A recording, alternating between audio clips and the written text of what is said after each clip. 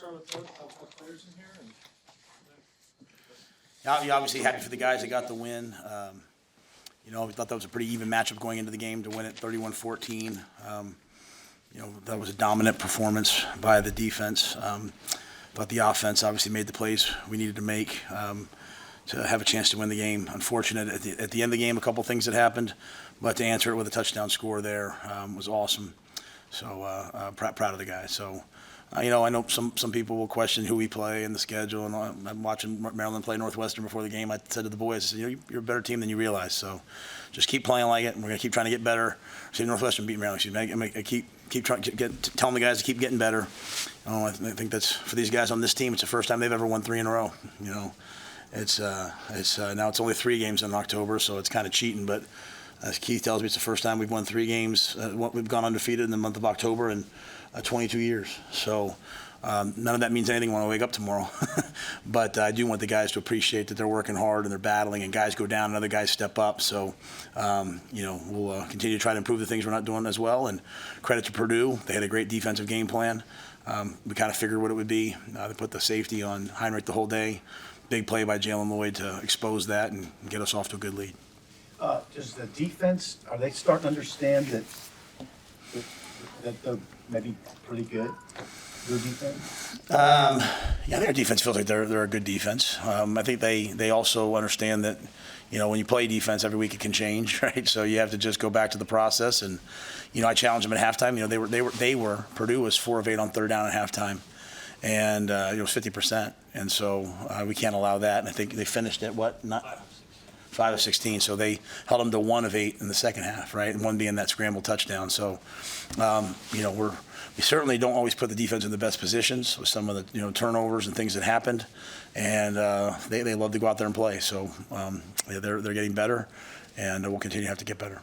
Man, the second straight week you shut out an opponent right after you turned the ball over on that opening snap. Just what sort of jolt did that give your guys to kind of continue where you left off defensively doing that? Yeah, I just think it showed that they're excited to play. They're excited to get out there. Now, we can't keep starting games like this. With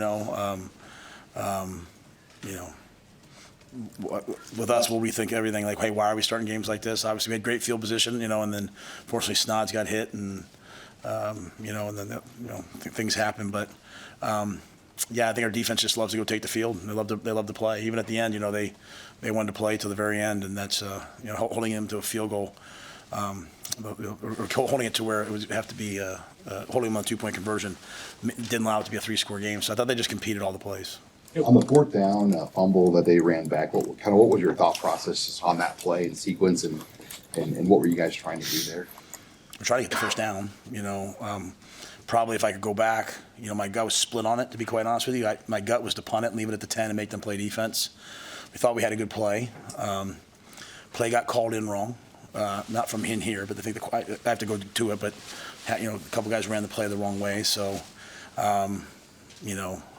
sounds like the play is supposed to be run to the right. They call it to the left or shifting to get over there. A little chaotic. So I don't know whose exactly fault that is. So when I don't know whose fault it is, I put it on me. But to be in 4th and 1 and get tackled for a loss, not just get tackled for a loss, fumble, not just fumble, miss the tackle, and then have it running for a touchdown. You're not going to win a lot of games doing that. So there's a lot to improve upon, a lot that has to be better. But, that's a chance in my mind to end the game. It's a chance for us to end the game. And if we want to be the type of team that we want to be, we're going to have to get 4th and 1s. But going back, to be quite honest, I probably would have punted it there. They got, I went to punt it on 4th and 6, no brainer freeze. They jumped off sides. All we got to do is touch them. It's a first down. And part of that's coaching, right? We got to coach that maybe a little differently because I think, let's put it on us. So I don't want any players come away from anything.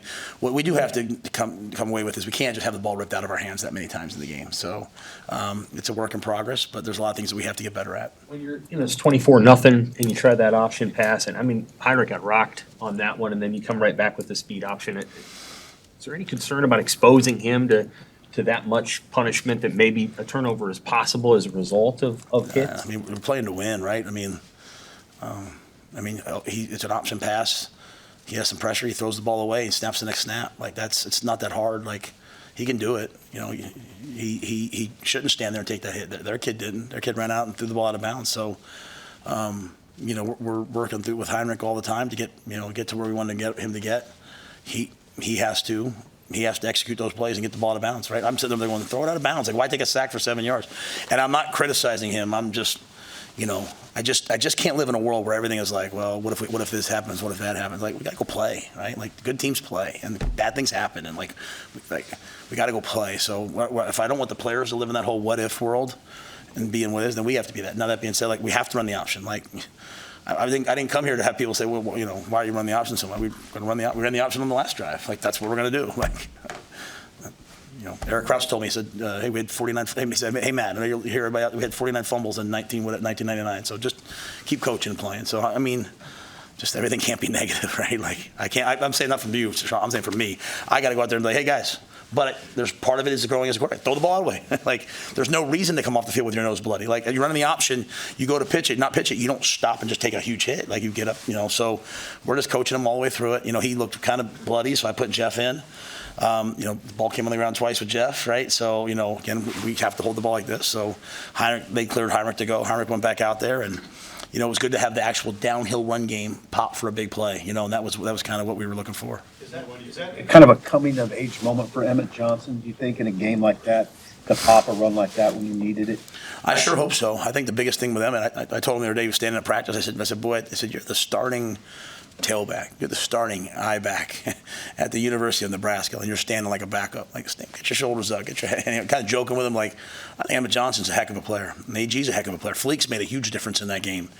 You know, and Fleek throws a punch later and it hurts us. Like, you know, I have to continue as best I can to teach these guys the process of, like, you know, just because we won 31-14, what could that game have been if we don't punch somebody? What can that game be if we don't have those fumbles, if we do throw that ball away, you know, if we just play the play and take what's there? And so, but, you know, when you have that many young kids on offense, you understand that you're going to have to coach your way through the games. I just think the challenge I said to them in the third and fourth quarter was, you have a 21-0 lead, or 24, I don't know what it was at the time. I was like, do you guys just want to try to win the game, or do you guys want to play? Like, good teams play. Like, they want to continue to make plays. They want to continue to go. So, you know, the option pass game helped us. I mean, the pass to Jalen Lloyd was an amazing design by Sat. We knew the safety, you know, and the young guy made the play. You know, we took one to Malachi or someone. He got the pass interference. So we just got to keep attacking and playing and play our way through these mistakes. What did you think of the block field goal? What kind of lift that was for your team?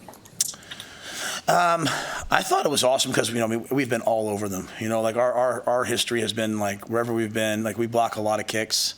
And we go live field goal block on Tuesdays and Wednesdays, and we're, like, expecting to get one. And, you know, with where they started with that ball, and I can't remember the exact sequence, so forgive me. And then we got a couple sacks, right, to move them back a little bit. I can't remember how it went, but to not just block the kick, but, like, you know, I love Quintin Newsome.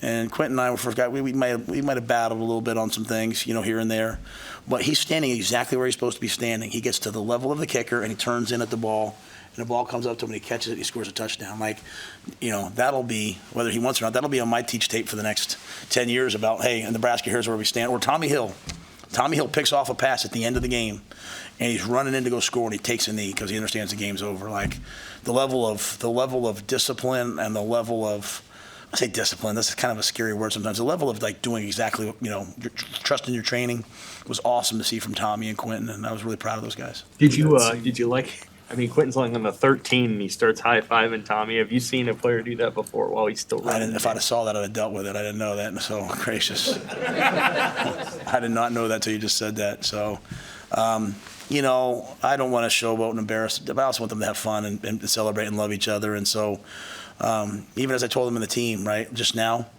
win a game like that, some guys made some great plays, some guys didn't play as much as they wanted, some just don't make it about you, you know.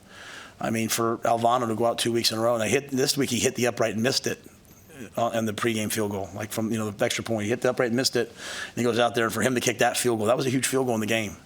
So just seeing guys playing for each other and celebrating with each other was pretty awesome. How do you think the team responded just to the elements, the wind? I mean, that's obviously some challenges you haven't faced all season just for some of the different weather elements that were factored in this game too today. Yeah, you know, we didn't go outside one time in spring practice. I mean, go inside one time in spring practice. We practice in the rain when it rains. You know, it's a benefit to having guys from this terrain, right? They're kind of used to it. And we want to be tough. So I didn't see anybody make anything about it. Jay brought out the old cover your pad jackets. Hey, Matt, do you want these? We put them away. We're not wearing those. On a day that's frigid, we would. But today wasn't that cold. It was I was hoping for worse, as you know. I was hoping to be sloggy, but it was it was a good wind. I think the wind affected things as much as anything. Like throwing this way was really throwing one way was hard, throwing the other way was easy. Like even the pick that Tommy had, like the guy was throwing that into the wind, right? So they might have thrown a little deeper, but. I don't think we didn't let the wind bother us, the cold bother us, and I think we just played. One win from bowl eligibility.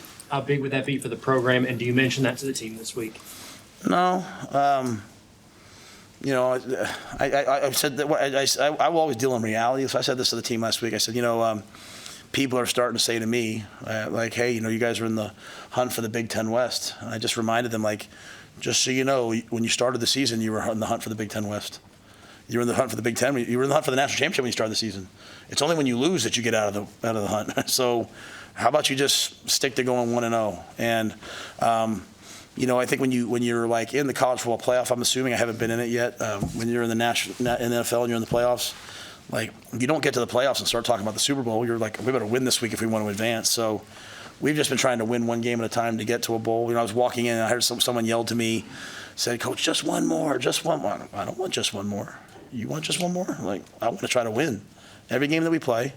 And I say that humbly. I want to try to come out every week and compete. I'm still mad about some of the games we lost. I'm still excited about the opportunities that are ahead. And I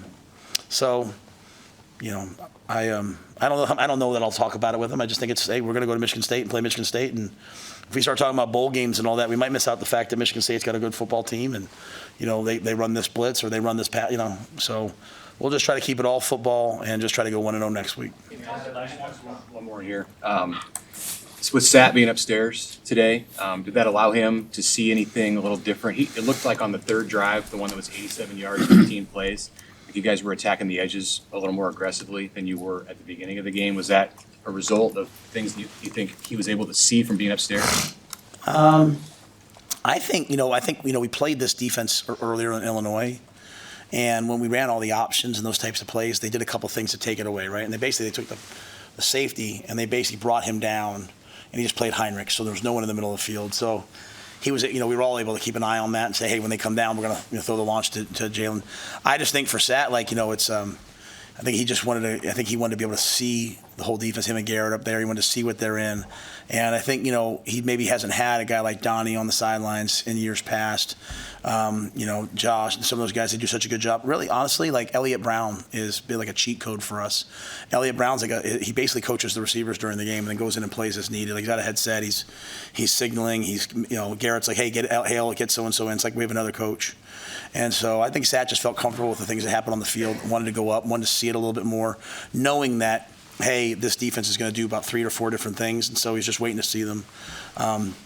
He started to pressure us a little bit, and I thought he made some great adjustments to it. So I had to go back and look at the exact thing. I really thought the thing on the third drive, Mitch, was that I thought Fleeks just made some huge plays for us, right? Like the third down catch, and Fedoni did a great job on that. Then the big option play. So those plays were really well executed by the guys. Matt, I know you have confidence in your team here, but when you have all these injuries piling up through the month of October, you still continue to win. You plug in, and things. Guys are finding success. I mean, what does that say about your team?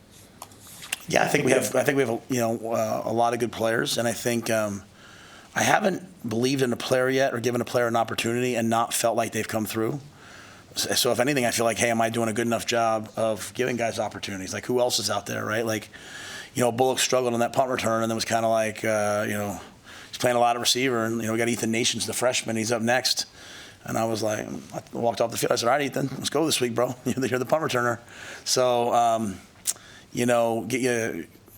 think it speaks to the resolve of the team, and also just the standard, right? Like that's, when I say things like, hey guys, block out the noise, don't listen to this, it's because it's always this like stuff that makes us not realize like, hey, at the end of the day, football is really just about all of us doing whatever it takes each game to get to here, right? It's about us working together. So I I want them to pick up for each other. So I think we're doing a pretty decent job of that. Like, they get a big play, we block the field goal, we run it back for a touchdown. That changes everything, right? We get the ball, we hit the out option pass for a touchdown. That changes everything. So, but I'm proud of the guys, definitely. Just we have a lot of work to do. We got a lot further to go. But it's not like even over the last 5 weeks. Like I'm just telling you guys, I was at breakfast this morning, a pregame meal, and my little thing I do is I say, hey, freshmen, seniors, and they go up to eat sophomores. I said freshmen, like half the room stood up, right, and went over there. And some of the sophomores are really redshirt freshmen. So the older guys are doing a good job of demanding a standard of the young guys, but the young freshman players, like true freshmen and redshirt freshmen, are doing a good job. So I'm proud of them all. All right, thanks, guys.